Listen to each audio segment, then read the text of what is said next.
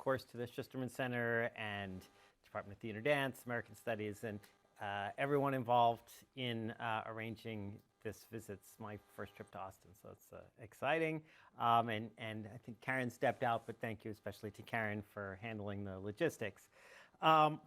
So I've been talking about Jews in popular culture in one form or another for most of my life, probably going back to, Hebrew school at Temple Beth Shalom in Hastings-on-Hudson, New York, where VHS copies of things like Fiddler on the Roof and The Chosen would be hauled out to give us a break from cramming our Haftorah portions. And it may have perhaps begun even earlier at family gatherings where the phrase, hey, who else is Jewish, would occasionally echo over to the kids' table. Ginger from Gilligan's Island, really? It may have crystallized as a thought or an idea with Saturday Night Live's infamous Jew Not a Jew sketch, which aired during my first semester in college. I won't say what year that was, but you can ballpark it by the fact that college kids still thought watching SNL was a cool thing to do on a Saturday night. And I've been talking about Jewish representation professionally, if you will, for the balance of the 21st century, having first developed and taught a course on Jewish playwrights for the drama department at NYU in the late 90s. And during that time, I've had numerous occasions to talk about my research with various interested parties, mostly students and scholars in Jewish studies, sometimes in theater and performance studies, sometimes, I think I've spoken at every synagogue, JCC, and Jewish Film Festival in Northeast Kansas, both of them.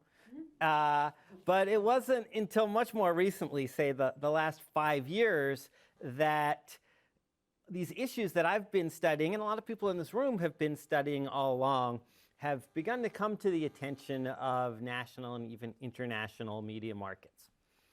Now, this talk really isn't about me, and I'm definitely not suggesting that I am anything close to famous outside of the large and lucrative Friends of My Parents market.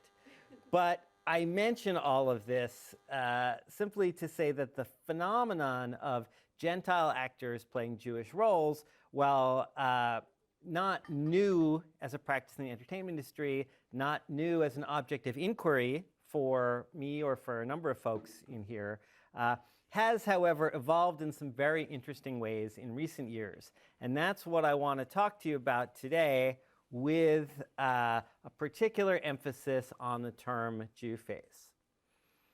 So, as best as I can tell, this term Jewface, modeled, of course, on blackface, this term Jewface enters the public discourse around 2006 when Slate music critic Jody Rosen decided to pull together an album of comic Yiddish dialect songs from the vaudeville era. And he did it under this omnibus title, Jewface. Rosen also began to collect vintage sheet music of these songs, which often featured stereotypically anti-Semitic or questionable cover art. And later in 2015, the YIVO Institute of Jewish Research in New York would host an exhibit inspired in part by Rosen's collection that was also called Jewface, Yiddish dialect songs of Tin Pan Alley. Now, it's important to note at this point that Jewface is an anachronism.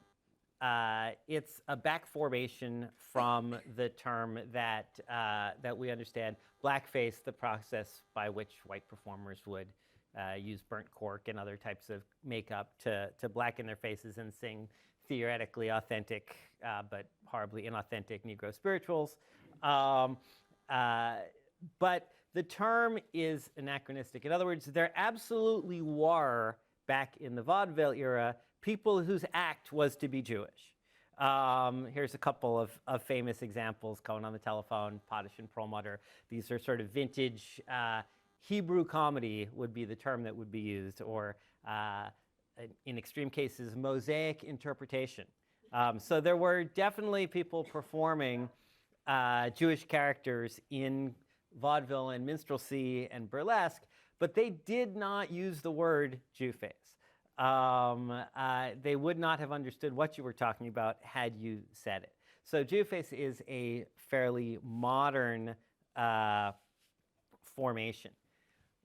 As I mentioned, it gets thrown out by Rosen a few years ago, but the more recent controversy around Jewface really can be traced to an incident in the summer of 2019 when there was a production of the musical Falsettos. If you don't know Falsettos, it famously begins with the opening number, 4 Jews in a room bitching. And it had been done previously on Broadway, but there was a new production in London which had no Jews involved in the making of it. No one in the cast, no one on the creative team, other than the original composers who were not directly involved with this production. And there were a group of Jewish actors in England who got together and published an open letter in a magazine called The Stage, saying that this was a form of cultural appropriation and was inappropriate. And they mentioned, hey, these days we hear a lot about the minorities should not be erased or played by other people. And they talked about, quote, transgressions in casting and cultural appropriation have been brought into the spotlight. In 2017, crowds of people picketed the print room for using yellowface in a production. And then they went on to say, Jews are omitted from this important and necessary conversation. Does being Jewish constitute a minority? Yes. Only 1% of the UK population is Jewish. So why doesn't it seem as if Jews are being treated as a protected minority within the industry? Why does it feel as if Jewish artists aren't being sufficiently represented on and off stage? Why does it seem as if stereotyping still prevails and Jewish stories are being erased? And then in the next paragraph, they go on to introduce the big term here. Where were the protests over Jewface? They ask, when non-Jewish performers played the following Jewish roles. And then they roll off a whole list from the last few years of the London stage. Where were those protests? From this open letter, it got picked up by the British tabloids and by the Jewish press. And of course, everyone gravitated on that term, that inflammatory term, Jewface. So that's 2019, which is not really that long ago, right? It's still beginning to percolate. And there are other things that happen, among them a global pandemic, which shuts down most theater and film production, and it starts to feel a little trivial for a hot second there to complain about who's playing Tevye in Fiddler on the Roof. But in early 2021, a columnist and comedian and commentator and sort of celebrity gadfly in the London scene, David Baddiel, publishes a book called Jews Don't Count. How many people are familiar with Jews Don't Count? One or two. That's worth a whole discussion group all by itself. I'm not going to do all of it. But two important things happen with Jews Don't Count. First, Baddiel picks up specifically the case of the Falsettos controversy from 2 years earlier and sides with the Jewish actors and basically says, yes, this is Jewface, this is a problem. And this is part of a larger argument that Baddiel is making, which is essentially that anti-Semitism is racism. It's not sort of like racism. It's not a lesser form of racism. It is racism. And so part of this establishing of Jewishness as a racial identity is therefore cross-race casting would fit into that Jewface category. And the other important thing that happens is that David Baddiel asks famed American Jewish comedian Sarah Silverman to write a blurb for the back of his book. And then the next thing that happens, which some of you will know, is that in the fall of September of 21, Sarah Silverman on her weekly podcast specifically calls out the phenomenon of non-Jewish performers playing Jewish actors as Jewface, as negative, as not okay, and cites Baddiel. And she calls out specifically the fact that Catherine Hahn was at that time in negotiation to play Joan Rivers, which she felt was unacceptable. Catherine Hahn not being Jewish, Joan Rivers being Jewish. She also pointed out that they were getting ready to develop a musical based on Sarah Silverman's own life, and she said the actress who's going to play my mom isn't Jewish, and and she's great, but that's still not okay. And that is when the media, perhaps because Silverman was the most high-profile American person, and perhaps because everyone was still kind of stuck in their houses, went crazy bananas. It's also when my phone started ringing, and that's when I got my 15 seconds, because I got to go on NPR and give an expert opinion. But I said that this was not going to be about me, and I meant it. But I will mention one other thing, which was that as part of the media firestorm around the Sarah Silverman thing, I also got to meet this journalist, part-time Jewish journalist in San Diego, who's actually doing like quantitative analysis. He has built this huge database of Jewish characters and whether the actors who play them are Jewish. I have issues with his methods. We've gone back and forth about this, but simply to say that it is kind of beyond confirmation bias, that there are a lot of non-Jewish characters being played by Jews. What we haven't even scratched, and I don't know how much time we have, is the reverse or inverse phenomenon, which is to say all of the Jewish actors who were playing explicitly non-Jewish characters, and we'll see where this goes. But for now, I want to talk to you today about four key, so here's now, right? Now it's March 8th, 2023. What is the state of play? Well, the state of play is that it's entirely possible that in 5 days, Michelle Williams is going to who's not Jewish, is going to win an Oscar for playing Steven Spielberg's mom in The Fabelmans. She's nominated. The awards are coming up. 4 weeks after that, the most famous shiksa in the industry, Rachel Brosnahan, is going to drop season 5 of The Marvelous Mrs. Maisel on Amazon. And by the time the summer is out, you will have had a chance to see Helen Mirren play Golda Meir. You will have had a chance to see Bradley Cooper play Leonard Bernstein. And you will have had a chance to see Cillian Murphy play J. Robert Oppenheimer, all in big-budget Hollywood spectaculars, which do not whitewash the stories of these people. They don't pretend that those characters weren't Jewish. They just don't feel it's important to cast somebody Jewish. So that's where we are. That's what I want to talk about today. And I want to suggest 4 things about this phenomenon of Gentile actors playing Jewish roles. And can we all agree that they're just giant scare quotes around the words Gentile and Jewish for the purposes of the rest of this? Because we could just fall down a definitional hole and never come back. Okay, on we go.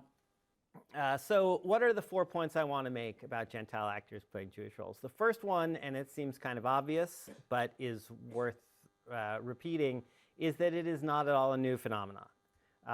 This has been going, and you don't even have to go, yes, we can go 500 years back to Shylock, but I mean, even in the American or Anglo-American entertainment industry, it's not in any way a new phenomenon. It's also, I would argue, not accidental. There are conscious choices being made. It's not like producers are going like, yeah, we didn't realize. We just always assumed Helen Mirren was Jewish. No, there are choices being made, and whether it's articulated in this way or not, it's part of a larger project which has to do with establishing Jews as white folks. More on that in a minute. It's not a one-dimensional problem. It's not that easy to say whether a particular case is okay or not okay, whether the practice as a whole is okay or not okay, because what's going on with this is a fairly complicated ethical and artistic and sort of economic question. And the last thing I'm going to talk about, as implied by the title, is that you can call it a lot of things, but calling it Jewface is almost always the wrong term to describe that. So that's the overview. And at this point, I think I'm going to jump right in. So it's not exactly earth-shattering to make the point that Gentile actors have been playing Jewish roles for a long time. We all have our favorite examples of this. I could poll the room, but a couple that I've just brought as particularly high profile, Charlton Heston as Moses. Still on TV every Easter. Don't get me started. Natalie Wood as Marjorie Morningstar. Right around the time that Natalie Wood would also famously play Puerto Rican in West Side Story. So that's left as an exercise for the reader. Rod Steiger in The Chosen, which, and also before that in The Pawnbroker. And before that, if you believe Andrea Most's reading of Oklahoma, as Judd in Oklahoma, he's also playing Jewish. So there are a lot of great examples. Now, what is perhaps less obvious is that these casting choices are not anomalous. They're entirely consistent with an assimilative impulse of the first and second generations of Hollywood Jews to establish Jewishness as either just another white ethnicity or a matter of personal religious freedom. Now, in this room with this audience, I don't think I need to rehearse the whole how Jews became white argument. For students who want a reading list, here it is. But I do think that it's worth pointing out that the casting of non-Jewish actors in explicitly Jewish roles, much like the casting of Jewish actors in explicitly non-Jewish roles, is made possible by and perpetuates the assumption that Jewish difference is not or should not be salient in American culture.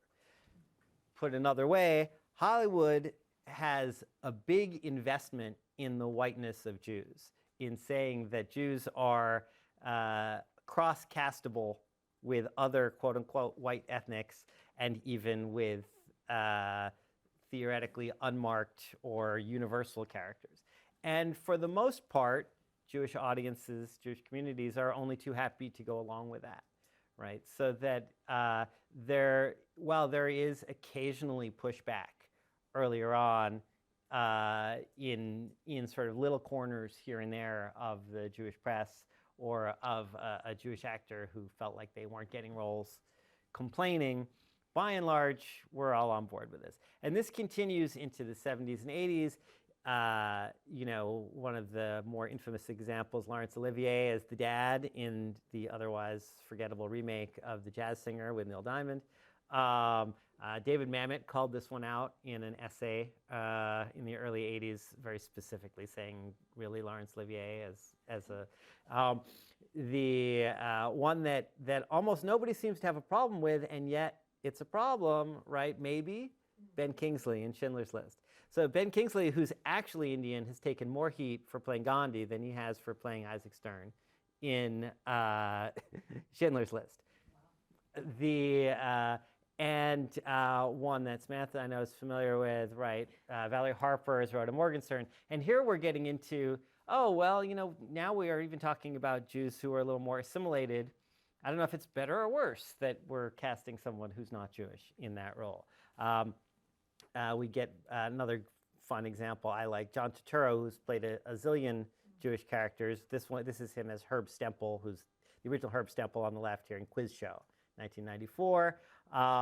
And even as late as the early 2000s with The West Wing, you have a non-Jewish actor, Brad Whitford, playing a very high-profile, very successful Jewish character in popular culture, and nobody's even blinking, right? You cannot find anywhere on the internet controversy about Brad Whitford not being Jewish and yet playing this character on The West Wing. Or for that matter, none of the 5 Mossad agents in Steven Spielberg's Munich are played by Jewish actors. We've got James Bond and the Incredible Hulk, right? But we don't have any Jews here setting out to avenge the Munich athletes. So, so what is different? What's changing in more recent years that this is now an active controversy? Well, part of it is the transition from what we traditionally call broadcasting to what we sometimes call narrowcasting. As we move from stuff, the sort of classic Hollywood, classic TV dilemma is, well, it has to be, you have to sell tickets everywhere, not just in New York and Los Angeles, not even just in, Austin and Kansas City, but also in, wherever, in Waco, in Peoria, et cetera. And therefore, you need to give the non-Jews a recognizable star to hang on to, et cetera, or you need to, the story needs to be accessible to people who have no interaction with Jewish culture, et cetera, et cetera. What starts to change in the 21st century is first you get cable TV. And pay channels like HBO especially start to figure out that there's an audience that is a little more culturally aware and a little more affluent and will pay for stuff that speaks to them a little more specifically, that's more explicit. Not just more explicit in terms of sex and profanity and violence, but more explicit in terms of representation. Now, this has led to some genuinely problematic representations, right? Like Larry David in Curb Your Enthusiasm. But that's a show that, like literally, Curb Your Enthusiasm is the show Larry David made when he could. Seinfeld, where they hardly ever talk about being Jewish and where someone who's not Jewish plays him, is the show they made 10 years earlier, right? That's what they could do in the 90s. We also start to see this sort of interesting mining of history for characters and stories, and that allows the kind of based on a true story thing to kind of alibi certain representations. So you get things like Jerry Adler's character on The Sopranos, Hesh Rabkin, who's sort of nominally based on a real person, or Alfie Solomon in Peaky Blinders. Again, Tom Hardy, not so much Jewish. Still, even in 2013, nobody seems too worked up about this. I did hear Nathan Abrams give a talk in 2019 where he was sort of skeptical of Hardy's portrayal, but we may get into that at some point. What's changed? What's changed is narrowcasting. You don't need, even if Jews are 2%, 1% of the population, 1/2 of 1% of the population, that might be enough to actually make your show a big hit. So an example I love to use, so in 1954, the Goldbergs, the first sitcom about a Jewish family, averaged 10 million viewers per episode, and it was canceled because of low ratings. Last year, The Goldbergs, which is not a remake but does have the same name and is about a Jewish family, had 3 million viewers per episode and was just renewed for another season, despite the fact that its leading actor fairly conspicuously got fired for being abusive to everyone else on the set. So the definition of how big an audience you have to carve out, and the idea that you can make a profit with a niche audience that is either Jewish or Judeo-conversant, let's say, is now a different thing. And that becomes true even more when we get into the world of streaming, right?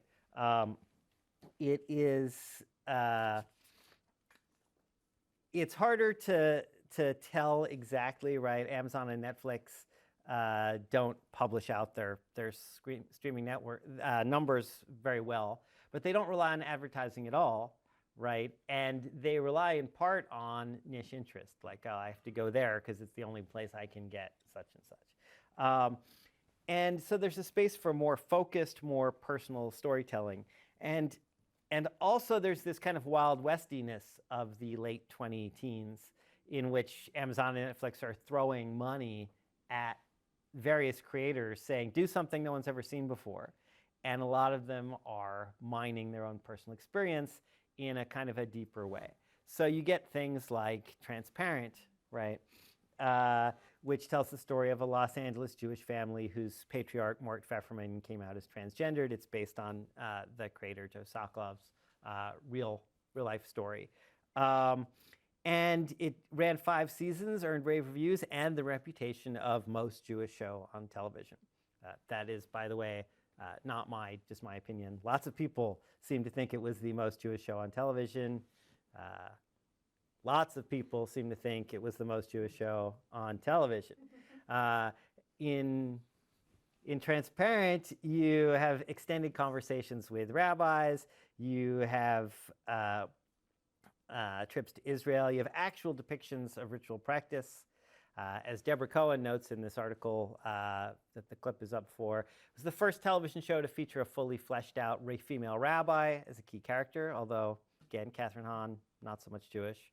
And again, nobody was too upset in 2014. Later, by 2019, when Catherine Hahn wants to play Joan Rivers, at least some people are upset. So we're riding the edge of an interesting historical moment. Amazon, of course, also brought us The Marvelous Mrs. Maisel, a series about a Jewish divorcee living in New York in the late 50s, who develops a career in stand-up comedy. In addition to a lot of Yiddish jokes, the show gives us even more explicit depictions of Judaism, particularly the kind of upper middle class, Upper West Side Judaism in transition that characterized its creators' upbringing. So, here we have one character admonishing another for carrying on a conversation during Lecha Dodi, the song being sung at the beginning of the Sabbath service on a Friday night. Here we have a character explaining that they're fasting for Tisha B'Av, which I cannot verify. It's hard to prove the negative, but I am almost certain that this is the first time that this sentence has ever been spoken in an English language television series. And it's around now, say 2017, 2018, that folks start to ask, okay, well, do the actors have to be Jewish to do these things? So part of what I would like to suggest is that one of the reasons we're applying stricter scrutiny, that Jewish audiences and Jewish people in the industry are applying stricter scrutiny, is actually because the characters are getting more Jewish. Right? In other words, if the character is just a very quickly drawn sketch and Jewishness is just an idea or just a kind of a character quirk, right? Think about Barney Miller, right? It's a quirk, right? He's Jewish because he's from Brooklyn, that's it, right? Like, this other guy is, and the Asian character his Asianness is a quirk, frankly, in the way that is constructed. But if the show is now purporting to really dive deep and get into, we're going to talk about ritual practice. We're going to talk about intermarriage. We're going to talk about some of these more complicated things. Then maybe it's more off-putting. It's more unheimlich, right? It's a little bit uncanny that the more Jewy the character gets, the less Jewish we perceive the performer to be. And we start to see this. I don't have a slide of this one, but Adam Driver in Black Klansman is another interesting case in point here.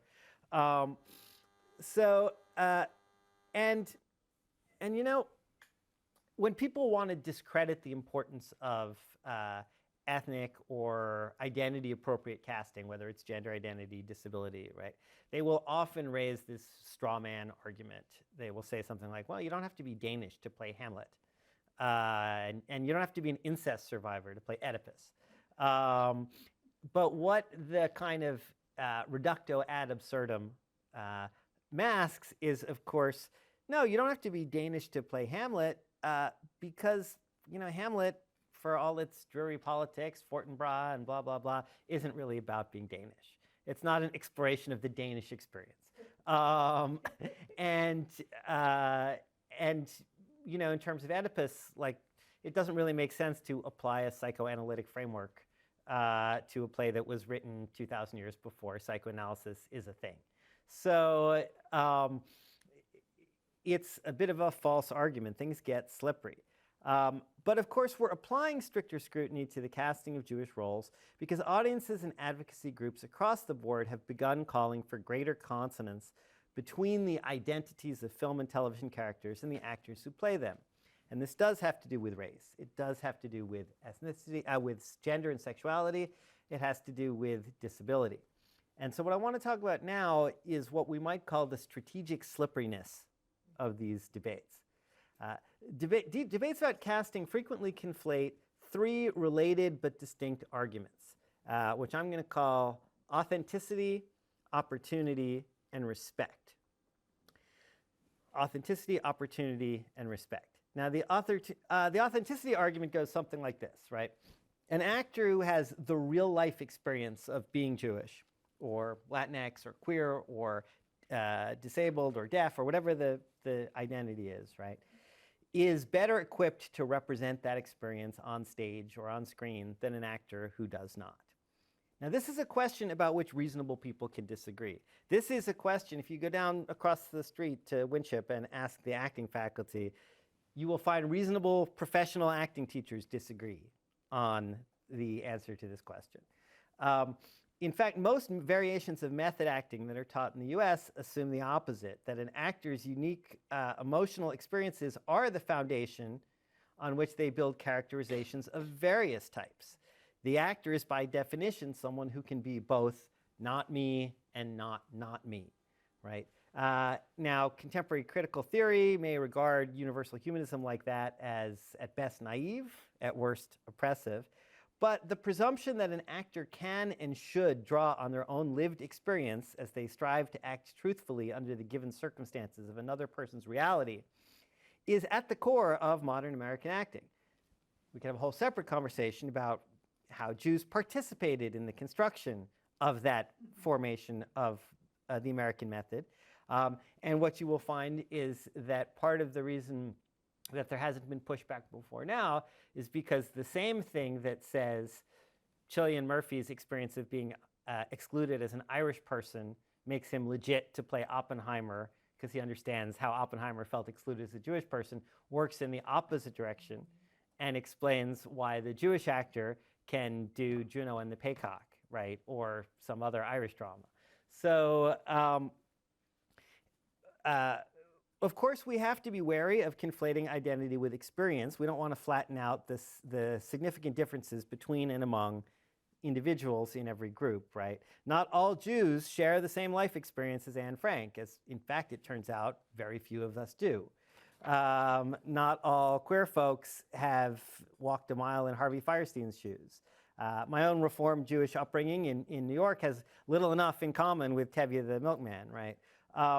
Now, that's not to say that identity is irrelevant to characterization, but rather that if you make claims about authenticity based on assumptions about experience, those claims are always already suspect. Most commonly taught forms of the method rely on transferability, substitution.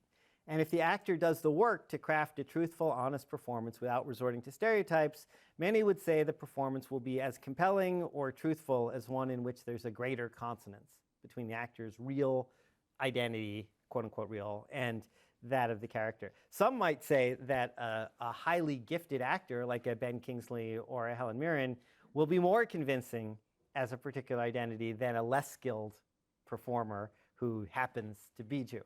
And so when we say, to use a counterexample, right, when we say, for example, that a white identifying Anglophone actor shouldn't play, say, Usnavi in The Heights, the Dominican American leading character there, we might be talking about authenticity, right? The Anglo actor may not have the right linguistic skills, personal skills. They may report to crude stereotypes in building that characterization. They might undermine, do any number of things that are sort of culturally inauthentic and therefore pull us out of the role. But my point is simply that if this actor does this, right, it won't be because he's not Dominican, it will be because he's not a good actor. And yet there is another better reason when we're talking about Latinx performers to insist on casting that person in a role. And I was going to say, here's an example of, I would say, for example, Will Ferrell in The Shrink Next Door, who I think is fairly inauthentic in the role. But I don't think it's because he's not Jewish. I think it's because he didn't do a good job in this particular case, right?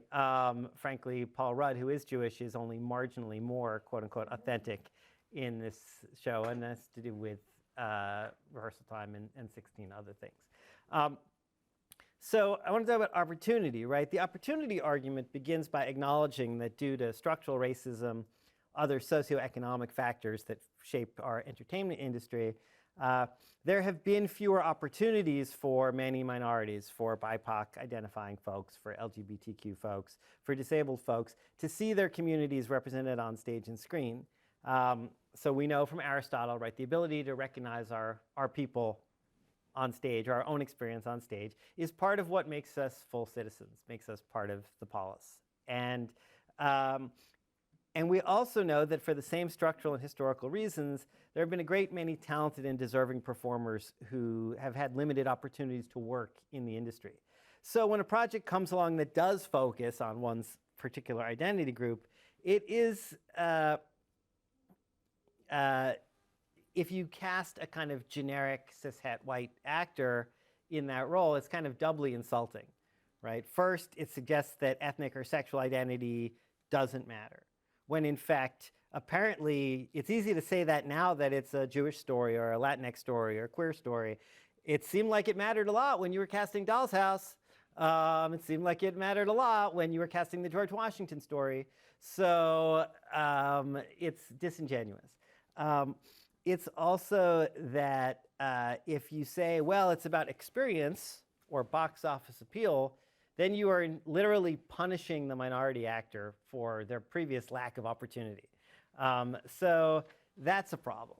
And then, of course, the third piece of this is what I am calling respect, right? The respect argument is similar to authenticity, but it raises the stakes. It says that if you play a character, an identity that's not yours, and you get it wrong, that's an act of harm, that is perceived by members of that group as an act of harm. Now, we can, I would say that as we move into narrowcasting, that's less of an issue, right? In other words, if it's the only representation of that identity that the vast majority of people have to see, then it's going to be, the stakes are maybe a little higher. But there is still this, point, which is, well, this could be really disrespectful. It could be rude. It could be recirculating, in case of Jews, recirculating anti-Semitic tropes of Jews who are greedy, Jews who are effeminate, Jews who are degenerate, you name it, right? So that's a problem as well. And of course, we see this particularly when it comes to the cases, the counterexample that's been sitting here in the background, right, which is blackface, right? Blackface is obviously disrespectful to the African or African-American experience, right? And constitutes a form of harm sufficient enough that I didn't even bring any slides. It's not like there's a shortage of images out there, but I felt like I didn't want to put that out into the room. Now, we have a lot of borderline cases out there in the world. Some people, for example, would feel that Al Pacino in the Amazon series The Hunters is getting really, really close to a disrespectful portrayal. We can get into that in the Q&A if you want. But I want to return to the initial complaint from 2019 by Maureen Lipman, Miriam Margulies, and others about Jewface. And they said, quote, Jewface is a heightened and characteristic misrepresentation of Jews, built on a secondary understanding of tropes, tics, mannerisms, and vocal affectation that has no awareness of the primary factors such as psychology, geography, culture, and history. So this is basically the authenticity argument, right? It's basically saying Jewface is not okay because it's fake, right? You don't understand Jewishness enough to play the role. Then in the next paragraph, they say Jewishness is easier to caricature, and this seems all the more disappointing when Jewish representation is absent and the ability of Jews to tell or contribute to their own stories is dismissed. So without signaling a move, right, they've slid the argument over now from authenticity slides into a conversation about opportunity. The ability of Jews to tell or contribute to their own stories is dismissed. So, and then almost immediately afterwards, they say caricatures feed into stereotypes and stereotypes feed into prejudice. That's about respect. Authenticity, opportunity, respect. And they wrap it up by saying, this is not to say that non-Jewish actors cannot accurately and sensibly represent Judaism on stage, but rooms that appropriate and erase Judaism are unacceptable. There's an obvious correlation between reduced representation in the creative process and increased misrepresentation in the product. So this is a kind of intentional collapse of those three categories into one. And this is what tends to happen when we have these conversations, right? Is that it circulates around and around, and it's not always clear where on the picture you are locating this particular case. And it's often strategic rather than a kind of theoretical Platonic ideal. All right, I'm going a little long, but I have one more point I want to make here, which is that Jewface is really it's just not blackface, right? It's not. And blackface, you can, let me see if I want to make a note here, right? Whether an actor has to identify as Jewish off-screen in order to legitimately, authentically play a Jew on-screen is an important question. The degree to which we find some of these people acceptable, right, is going to depend as much on our own expectations as it does on choices made by the performers. But what is clear is that Jewface is rarely, if ever, the most appropriate or useful way to talk about this. So blackface is not and has never been an attempt to authentically portray the black experience. Since its earliest days, it's been a mechanism to police the boundaries of whiteness. Dehumanizing representations of black people in vaudeville and minstrel shows reinforced negative stereotypes and helped bolster white supremacy. And at the same time, as we know from the work of scholars like Michael Rogan, right, putting on that burnt cork makeup, performing in blackface allowed other groups, including and especially Jews, to establish their own whiteness in an era of heightened nativism and anti-immigrant sentiment. But the practice that Silverman and Lippman and these more contemporary critics are calling Jewface is actually based on an inverse premise, right? And the premise is that Jews are always already white, and therefore there should be nothing troubling or offensive about a white non-Jewish actor embodying a Jewish role. I don't see anyone saying, oh, well, you should get Lenny Kravitz to play Bernstein because he's Jewish, right? This is tied up in a really particular idea of sort of Ashkenazic normative whiteness for Jews. So in other words, while blackface or yellowface excludes minority identities from what we might call the sacred circle of whiteness, the casting of these folks explicitly includes Jews. Now, the inclusion is not without its pitfalls, of course. We'll come back on that. The inclusion is not without its pitfalls, of course, right? It omits by implication Jews of color, and at the same time, Jews committed to the dismantling of white supremacy are understandably going to be a little uneasy about embracing our own presumptive whiteness. And others would find such gestures of inclusion disingenuous in the face of an increasingly virulent Christian nationalism that insists that we are irredeemably other. Indeed, if the world insists on marking Jews as different, then we have a vested interest in maintaining control of how that difference is represented. And of course, there are horribly offensive productions and performances that do verge into caricature, that might fit what we are sort of anachronistically calling Jewface. Certainly, the level of scrutiny that we apply to these portrayals is also proportional to the degree to which we feel safe and accepted within the broader society, which is itself a moving target, right?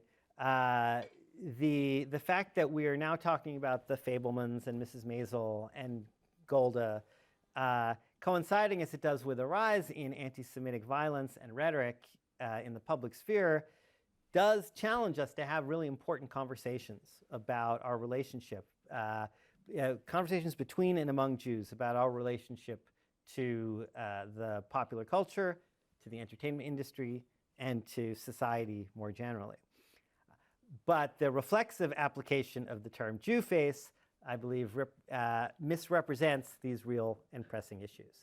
And that is my formal remarks. Hopefully we still have some time for questions. Thank you, Henry. You have us all transfixed here. So if you would like to ask a question, please use the mic so it'll be recorded. Oh, I didn't know it was being recorded. So I have a comment and a question. I think you might have partially been arguing this, but I think I would be interested in knowing how many of those non-Jewish actors were cast by Jewish casting agents and Jewish producers, because I think there is a way in which having non-Jewish actors can help make Jews seem more, not just white, but like less offensive. You know, and then my question was also I don't know I'm a big Curb Your Enthusiasm fan, so I want to know why you see that as problematic. Sure. So the short answer is that while I can't go slide by slide through each of these and tell you who the casting agent was, almost all of the producers and casting agents involved in these decisions were Jewish, particularly in the early years. And it is absolutely part of that project of kind of self-policing of representation. What I would say is that, briefly, on Curb Your Enthusiasm, it is kind of an active rebellion against self-policing, right? It is sort of saying, I have the freedom now to basically say, if I can be as reprehensible a character as I want to be and not have to worry, and choose not to worry that this represents the Jews, because I have creative control of this. I don't have to worry about these people who previously said, oh, no, you can't say that. So, Rebecca? Thank you for this talk. It's really great to actually these ideas again in the current moment. I also have a comment and a question regarding Julia. When you were beginning, you were talking kind of historiographically about the emergence of the term Jewface. And from my experience, I think that those of us who were utilizing that term in our scholarship were actually building off like Harley Erdman and Sandra Gilman and your book as well.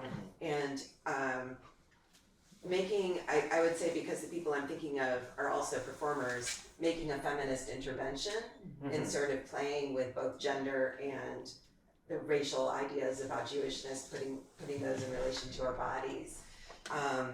And I'm thinking also about the idea of Jewface and potentially something we might call metaphorical Jewface, which relates to Susan Banny's concept of metaphorical minstrelsy, when you've got like a difference between actually putting on the makeup and the big nose and all of that and really amplifying stereotypes visually versus like adopting the so-called behaviors of a Jewish person. This is my question though. I'm thinking about how many of my students, like of younger generations, don't really have a concept of Jewishness at all. Like the Jewishness that we think of in relation to Jewishness is something that comes from like our parents' generation or our grandparents' generation, particularly in places like Texas. The students that I work with don't necessarily have a New York or Chicago or version of what we understand to be Jewishness. So I wonder if the importance of any actor representing Jewish culture on the screen, like in a Marvelous Miss Maisel or a Transparent, is an opportunity to sort of, if you think it might be an opportunity to pass on Jewish culture.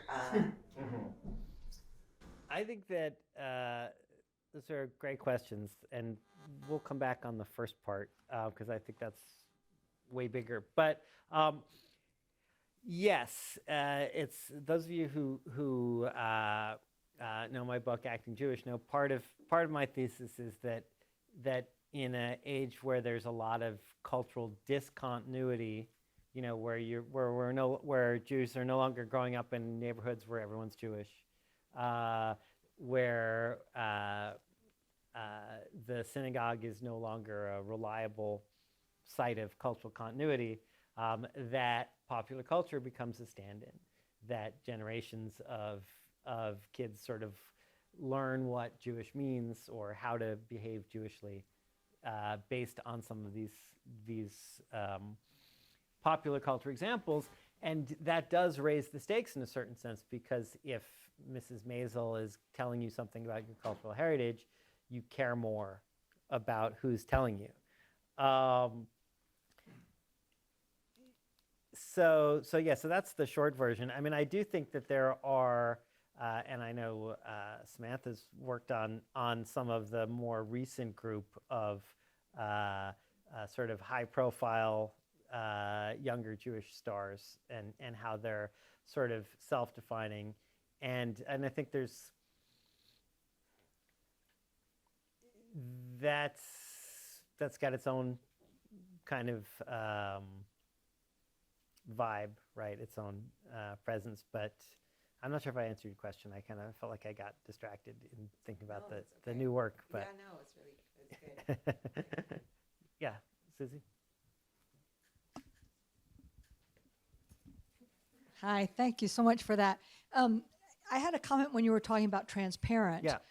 And the sort of the most Jewish show on TV, which at the same time that the headlines were about the most Jewish show on TV, there were also lots of headlines about what's a non-trans person doing playing a trans person.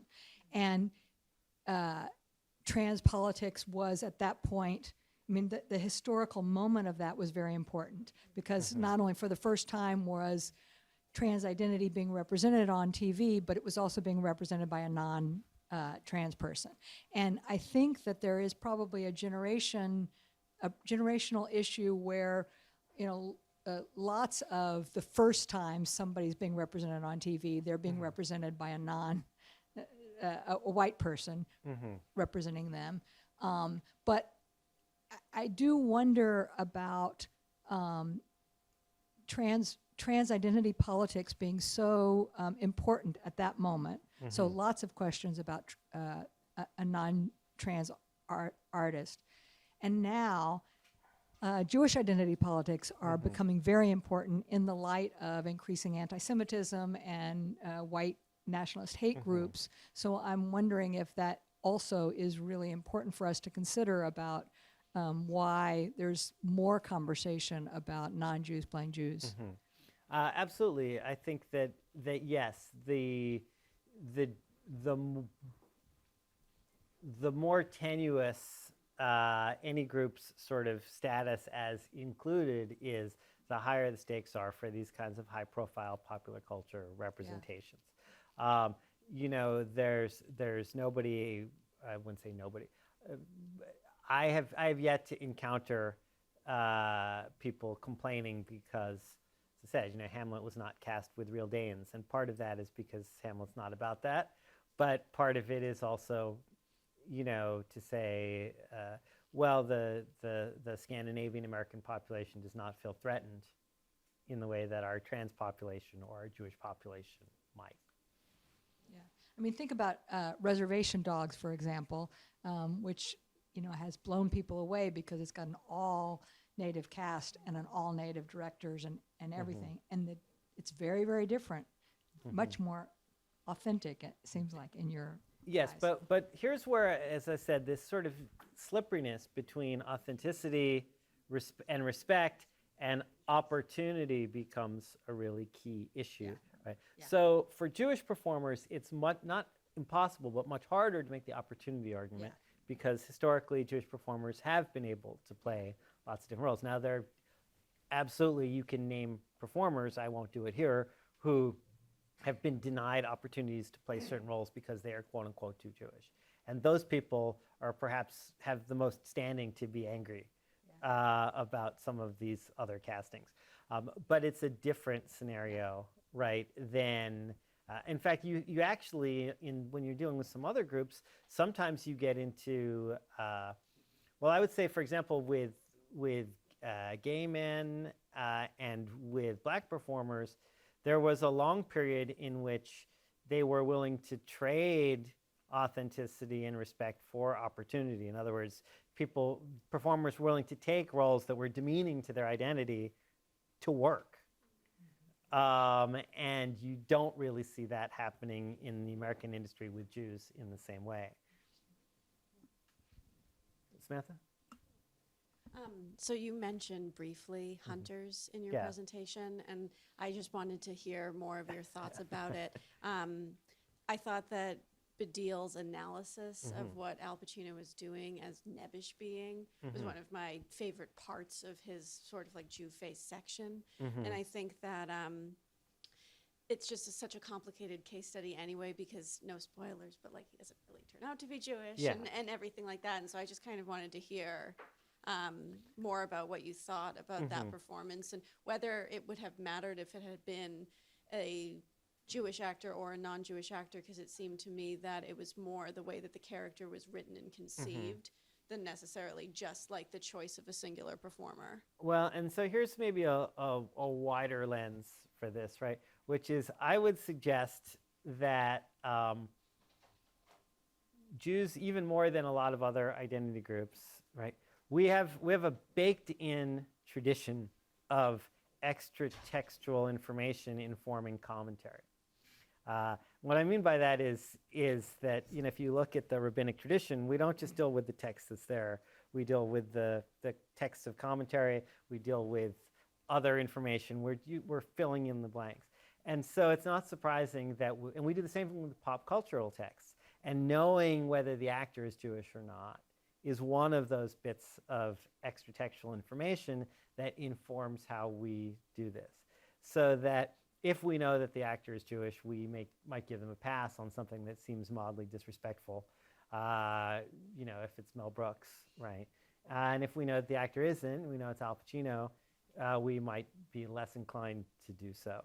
I do think, yes, he's indulging very much in stereotypical behaviors, and I think what's really striking, and Badil kind of makes this point, is set season 1 of Hunters down next to the DVD of the Al Pacino Shylock, and you start to see like he's really leaning into a certain kind of villainousness, which frankly I don't think he does as Roy Cohn in the same way. Like I think his Roy Cohn he has done the work, but I feel like this one he's mailed it in a little more. Yeah, Hannah? For me, it's a wonderful opportunity to be just in this American environment. I'm coming from Germany, and and I am experiencing this in a completely different way, and so I would like to have the focus on the audience, and it was, for instance, Unorthodox. Which was a great success in Germany, and it also won a Golden Globe. It was very successful here. And I had a very bad feeling about this film because it portrays Haredi reality. It seems like this is the Haredi reality. And so colleagues of you come to me, oh yeah, we didn't know that these Jewish women were treated in Orthodox Judaism. That's really awful. And I don't believe that this was the aim of this film. And I think something would work in an American society doesn't necessarily work in international society where there are no Jews. And when we're talking about discontinuity, Germany is the country of discontinuity. So there are only non-Jewish actors who playing Jewish characters, and sometimes they even put something on their nose to make their nose bigger, so. On the other hand, Jews in the post-war German society played a role in the entertainment business, and so like Anna Tefka production in German and so on. So it is what your talk, which was fascinating, and it's the orbit of the American Jewish experience. That's, I think, a fair point. And I think that it goes, and actually part of the reason that I see some problems with the way that the term Jewface has circulated is because it starts because honestly, even the English context and the American context aren't the same. And I think that the actors the idea that you would even attempt to stage falsettos with no Jewish performers in New York is almost unthinkable, right? And so there is a part of what's happening is we have different scenarios in which Jews feel different levels of comfort or acceptance within that community. And depending on that, that's going to change what are the stakes, how do we feel about it. And with the specific case of unorthodox, yeah, it is tricky, right? I mean, it enters the lexicon it enters global circulation at the same moment as Stiesel, and both of them are kind of present sort of Orthodox as life as a sort of a form of exoticization. There was another question. I could do a whole riff on that, but I want to make sure if there were, because we're already going on. But what do you think is more important, representation or storytelling? Because I know falsettos, and would it be more important in that sense for a Jewish actor to be there, or for a non-Jewish actor to play the role better than a Jewish actor might? I mean, it's a good question, right? And I think in stage work, you have actual technical issues, right? Can you hit the notes? Can you hit them consistently? Can you do them 8 times a week? Can you do the dance steps, right? And some things that you can't, that television and film can cheat around a little bit if they need to. I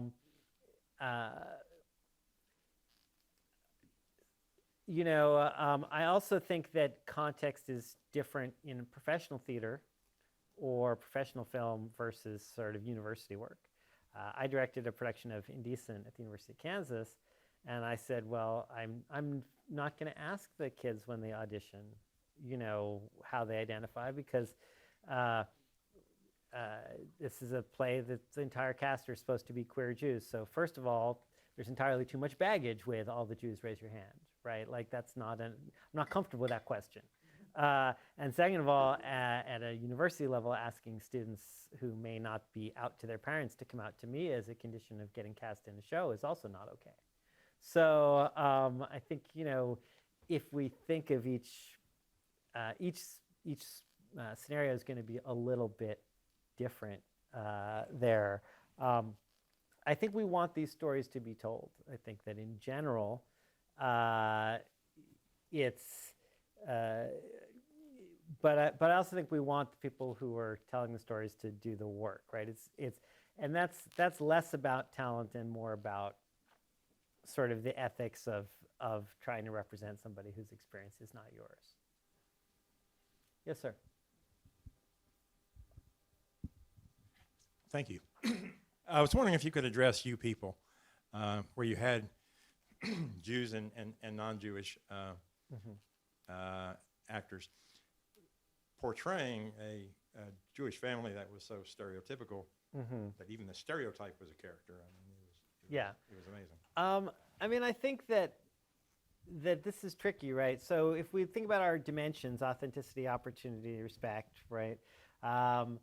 Opportunity, you probably don't have, I mean, who knows who didn't get cast, but it's not a necessarily terribly strong argument. Authenticity, one hopes you have enough Jews in the room, right, culturally, and of course you are that's a piece that's playing with these very stereotypes. Respect is so tricky. It can, people can be triggered by certain harmful images one way or another, but it feels like, it didn't set off my alarm bells necessarily, but this also goes into, again, that kind of extra textual validation. I think a lot of us, after you people would sort of like rush to IMDb to be like, I want to figure out who's involved with this and who I can hold responsible, and whether I'm going to give them a pass because I feel like they're a landsman, or whether I am gonna choose to be indignant because I feel like they don't have the standing in which to make this representation. You've all been very patient. I think I went past the time that we're advertised, but I'm happy to hang out for a couple minutes, but I want to also alibi the people who have someplace else they need to be. Okay, well, thank you. Thank you. Thanks a lot.